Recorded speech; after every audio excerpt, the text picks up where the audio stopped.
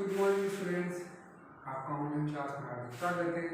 आज हम BSc first year विषय पर्यावरण अध्ययन यूनिट फर्स्ट पर्यावरण अध्ययन की प्रकृति के टॉपिक पर्यावरण संवर्धन एवं संरक्षण का अध्ययन कर रहे थे, जिसके अंतर्गत हमने आपको थोड़ा बहुत बताया था, थोड़ा शेष रह गया था। आज हम उसको पूर्ण रूप में विराम देंगे और आज हम उस पर्यावरण संवर्धन एवं संरक्षण का संक्षिप्त रूप में आपको पुनः बताना चाहता हूँ, जिसके अंतर्गत मानव एवं प्रकृति के मध्य सदैव घनिष्ठ संबंध रहा है। मानव जीवन के समस्त क्रियाकलाप प्रकृति गोद में ही संपन्न हुए हैं। हमारे चारों ओर प्रकृति है तथा मानव निर्मित वातावरण भी है। सभी मिलकर पर्यावरण की संरचना करते हैं, अर्थात जिस मिट्टी में हम पेड़ पौधे उगाते हैं, जिस भूमि पर हम रहते हैं, जो जल हम पीते हैं, जिस वायु में हम श्वास लेते हैं, जिन वस्तुओं को खाकर हम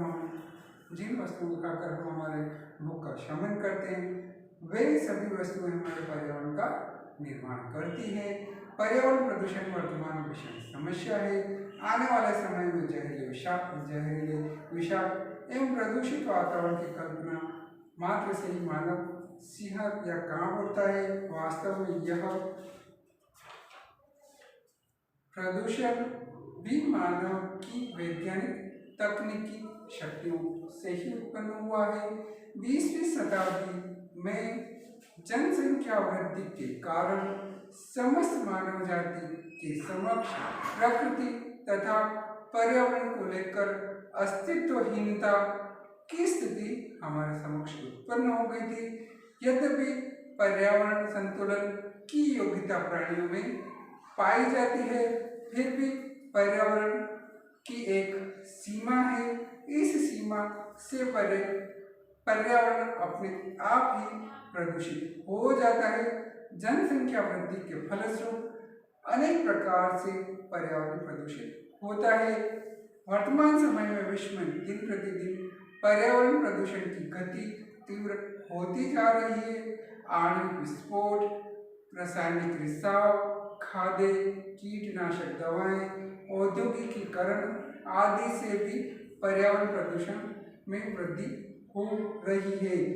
पर्यावरण के मानव पर प्रभाव के संबंध में स्वर्गीय श्रीमती इंदिरा गांधी ने पर्यावरण शिक्षा संबंधी अंतर्राष्ट्रीय सम्मेलन में अपने विचार इस प्रकार व्यक्त किए।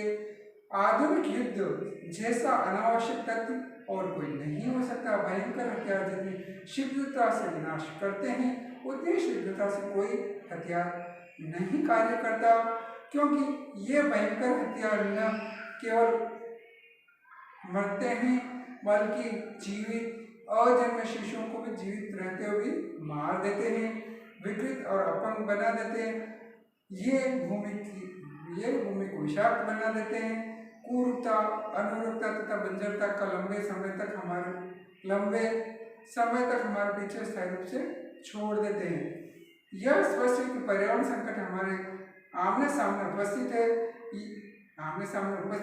वह हमारे ग्रह के भविष्य को गंभीर रूप से परिवर्तित कर देता है। इसमें से कोई भी अप्रभावित नहीं रह सकता, चाहे वह कितना ही भी प्रभावित क्षमता रखता हो, शक्तियां तथा परिस्थितियां कुछ भी क्यों न हो।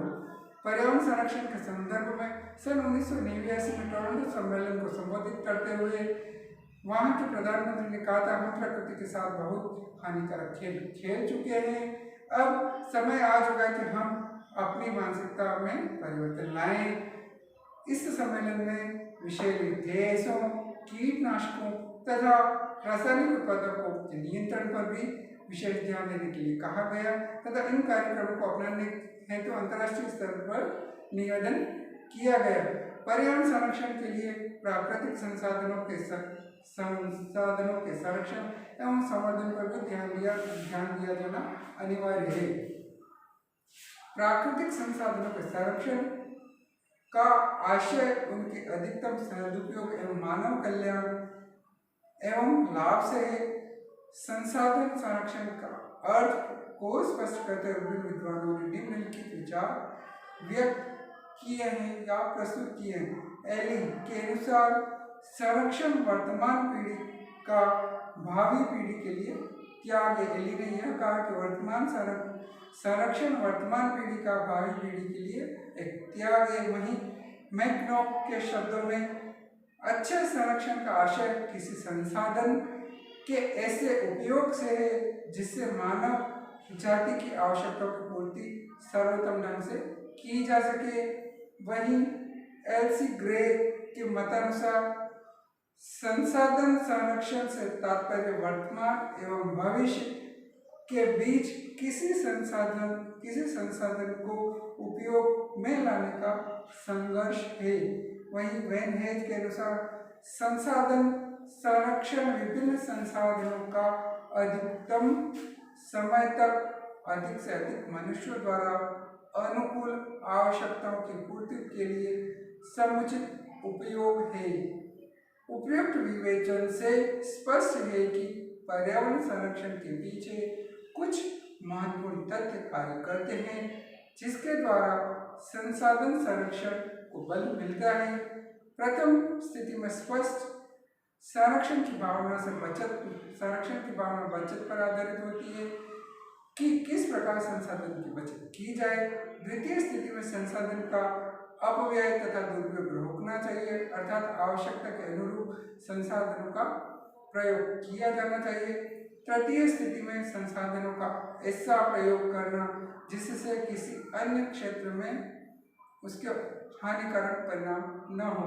आज हम पूर्ण रूप से पर्यावरण संवर्धन एवं संरक्षण के बारे में अध्ययन कर चुके हैं। कल हम पर्यावरण संरक्षण की हमें आवश्यकता क्यों महसूस हुई इसके बारे में अध्ययन करेंगे। नमस्ते।